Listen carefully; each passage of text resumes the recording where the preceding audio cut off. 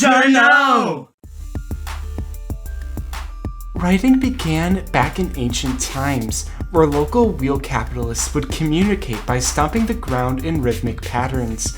The earth would absorb these stomps and release them when it overloaded. This is what we call earthquakes.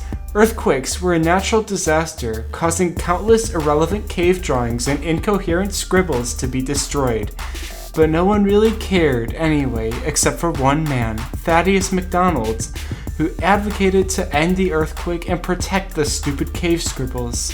He was famous for his quirky catchphrase, "The earth mourns from our stomping." He was later shot and killed at a theater, largely because everyone thought he was crazy and no one understood him. His language wouldn't be invented for another 4,000 years. It wasn't until philosopher Aristotle was born that written language was invented, but not by him. Instead, it was Dante who invented writing. He met Aristotle at a young age and described the child in an interview as a child who does not know how to write. He drew heavy criticism from the interview, as no one else knew how to write either. So, Dante released his first novel, Aristotle and Dante Discover the Secrets of the Universe.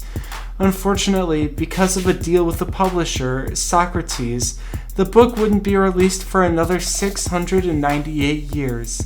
But Socrates, heavily inspired by Dante's novel, released his own invention, language. Socrates was a notorious egomaniac and began to teach his invention to children. After school hours passed by, Socrates would gather all the children in a back alley and teach them about language and philosophy, using his own invention as a tool for education. Unfortunately, this was illegal, and he was killed by rock. Before his death penalty, he gave one final, rousing speech to the people about freedom, innocence, and philosophy, but no one understood him because no one else knew how to talk. At this point in history, it seemed like language would be dead, but thankfully, thanks to Socrates' understudy Plato, language would finally be revived. See, Plato was upset that his mentor's favorite book, Aristotle and Dante Discover the Secrets of the Universe, wouldn't be understood, as it was comprised of a series of patterned scribbles that no one understood. He decoded the pattern and inscribed meaning into each combination of scribbles. This invention would later be referred to as English. A year after Plato completed his task, he spoke to the current Queen of England, Queen Elizabeth II, and made a global law mandating that English was the only legal language in the world, and that all violators would be killed.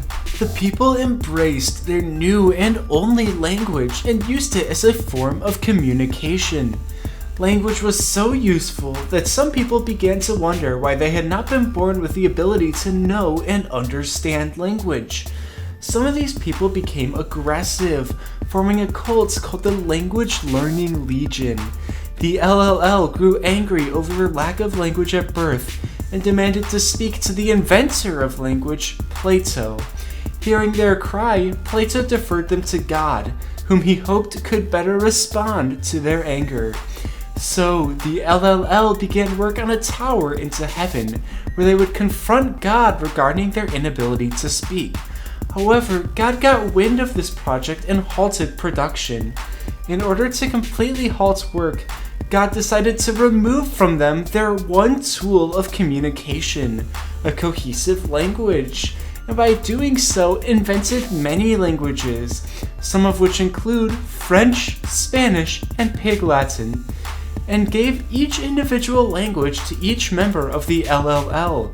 In doing so, God broke the Queen's only law, but the Queen decided to pardon God and herself decided to change English. So she notoriously changed the letter L to the letter K. Eventually, hearing that other languages were being spoken in other neighboring countries, the British decided to invade Scotland in order to eradicate the languages that had just been invented through the Heavenly Tower. The invasion was called the Crusades, a merciless bloodbath that resulted in many, many British deaths.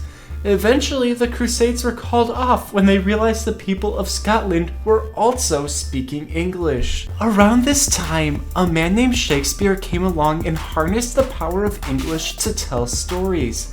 Specifically, he told stories about young people who would do silly things and get in trouble.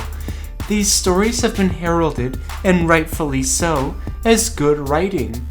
Bad writing was invented by Joss Whedon. His first play, which he decided to record on a newfangled device, the camera, was about a bunch of cool people killing aliens in New York. This play became so popular that Joss Whedon was asked to do it again, and then again. Eventually, Joss Whedon was accused of being a bad writer and was banned from the film industry. His concept, though, of bad writing would not go away so soon. And that brings us to today. The history of writing is as complicated as it is real, and it will continue to change over time. What's next for writing? Well, we reached out to Plato about what he would do next with his invention, but he declined to comment. We'll keep you up to date with more nerdy brain soylent, so hit the subscribe button and use language to talk with us in the designated area below.